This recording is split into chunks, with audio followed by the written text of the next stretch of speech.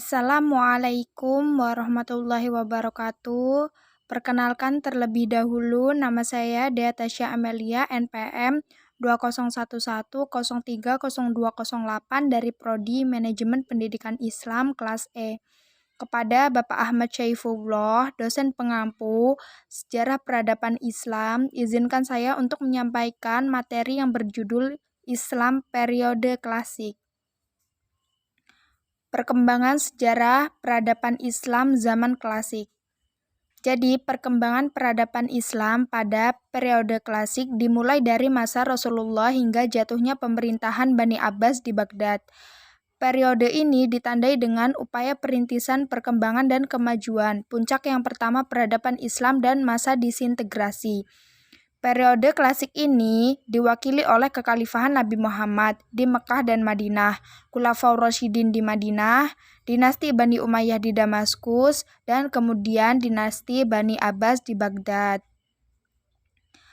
Periode klasik ini bermula pada tahun 650 sampai 1250 Masehi. Islam terbagi menjadi dua fase penting. Yang pertama adalah fase ekspansi, integrasi, dan puncak kemajuan. Dimulai dari tahun 650 sampai 1000 Masehi. Di fase inilah Islam di bawah kepemimpinan para khalifah mengalami perluasan pengaruh yang sangat signifikan. Ke arah barat melalui Afrika Utara, Islam mencapai Spanyol, dan ke arah timur melalui Persia, Islam sampai ke India. Yang kedua adalah fase disintegrasi, dimulai dari tahun 1000 sampai 1250 Masehi, yang ditandai dengan perpecahan dan kemunduran politik umat Islam hingga berpuncak pada terenggutnya Baghdad oleh bala tentara Hulagu pada tahun 1258 Masehi. Yang selanjutnya adalah masa ekspansi. Yang pertama pada masa Nabi Muhammad. Pada mulanya, Nabi Muhammad menerima wahyu dari malaikat Jibril ketika beliau berusia 40 tahun. Pada mulanya, beliau berdakwah secara sembunyi-sembunyi kepada keluarga dan sahabat terdekatnya, sehingga mereka menyatakan masuk Islam dan dikenal dengan sebutan As-Sabiqunal Awwalun. Kemudian, turunlah perintah agar Nabi Muhammad menjalankan dakwah secara terbuka dan mendapat dukungan dari pamannya. Akan tetapi, Nabi Muhammad mendapat tantangan dari kaum Quraisy. Semakin banyak pengikut Nabi Muhammad, maka semakin gencar mereka mencegah dakwahnya. Beliau tetap pendirian dan setelah paman beliau wafat. Yang selanjutnya ada masa kepemimpinan Khulafaur Rasyidin. Jadi setelah Rasulullah meninggal dunia pada tahun 632 Masehi, beliau digantikan oleh 4 sahabatnya, yakni Abu Bakar, Umar, Utsman, dan Ali. Mereka kemudian dikenal dengan Khulafaur Rasyidin, yang artinya khalifah yang mendapat petunjuk dari Allah. Disebut demikian karena dibandingkan dengan rata-rata khalifah setelahnya, mereka masih konsisten menjaga apa yang pernah dicontohkan oleh Rasulullah, berupa akhlak dan petunjuk-petunjuk Allah, khususnya dalam menjalankan kekhalifahannya. Setelah Rasulullah wafat, digantikan oleh Abu Bakar yang menjabat selama 2 tahun dan digantikan oleh Umar yang menjabat selama 10 tahun. Kemudian digantikan oleh Utsman yang menjabat selama 12 tahun. Salah satu faktor yang menyebabkan rakyat kecewa dengan kepemimpinan Utsman adalah kebijakannya yang mengangkat keluarga dalam kedudukan tinggi. Setelah Utsman wafat, masyarakat beramai-ramai membaitkan Ali. Ali memerintah hanya 6 tahun. Selama pemerintahannya, ia menghadapi berbagai pergolakan. Dia yakin bahwa pemberontakan terjadi karena para gubernur yang diangkat oleh Utsman, sehingga Ali memecat mereka. Ali juga menghadapi pemberontakan Talhah, Zubair, dan Aisyah karena Ali tidak mau menghukum pembunuh Utsman. Akhirnya, pasukan Ali bertemu dengan pasukan Muawiyah di Siffin yang diakhiri dengan tahkim. Tapi tahkim ini tidak menyelesaikan masalah sehingga muncullah golongan Khawarij yang mana Ali dibunuh oleh salah satu anggota tersebut. Yang selanjutnya adalah Khilafah Bani Umayyah. Memasuki masa kekuasaan Muawiyah yang menjadi awal kekuasaan Bani Umayyah. Pemerintahan yang bersifat demokratis berubah menjadi monarkidetis, yaitu adalah kerajaan turun-temurun. Kekhalifahan Bani Umayyah diperoleh melalui kekerasan, diplomasi, dan tipu daya, tidak dengan pemilihan atau suara terbanyak. Kepemimpinan ini dimulai ketika Muawiyah mewajibkan seluruh rakyatnya untuk menyatakan setia kepada anaknya, yaitu Yazid. Muawiyah bermaksud mencontohkan monarki di Persia dan Bizantium. Kekuasaan Bani Umayyah berumur kurang lebih 90 tahun. Ibu kota negara dipindahkan dari Madinah ke Damaskus, tempat ia berkuasa sebagai gubernur sebelumnya. Khalifah-khalifah besar dinasti Bani Umayyah ini adalah 1. Muawiyah ibnu Abi Sufyan pada tahun 661 sampai 680 Masehi. Yang kedua, Abnu al-Malik ibnu Marwan pada tahun 685 sampai 705 Masehi. Yang ketiga, Al-Walid ibnu Abdul Malik tahun 705 sampai 715 Masehi.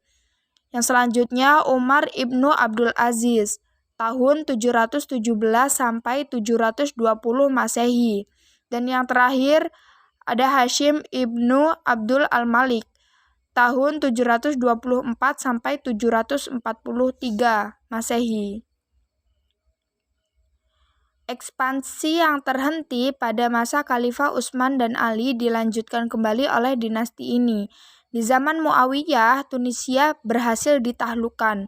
Dengan keberhasilan ekspansi ke beberapa daerah, baik di timur maupun barat, wilayah kekuasaan Islam pada Bani Umayyah ini betul-betul sangat luas. Daerah-daerah itu meliputi Spanyol, Afrika Utara, Syria, Palestina, dan sebagainya. Selanjutnya ada Khilafah Bani Abbas. Kekuasaan dinasti Bani Abbas atau Khilafah Abbasiyah sebagaimana disebutkan untuk melanjutkan kekuasaan dinasti Bani Umayyah.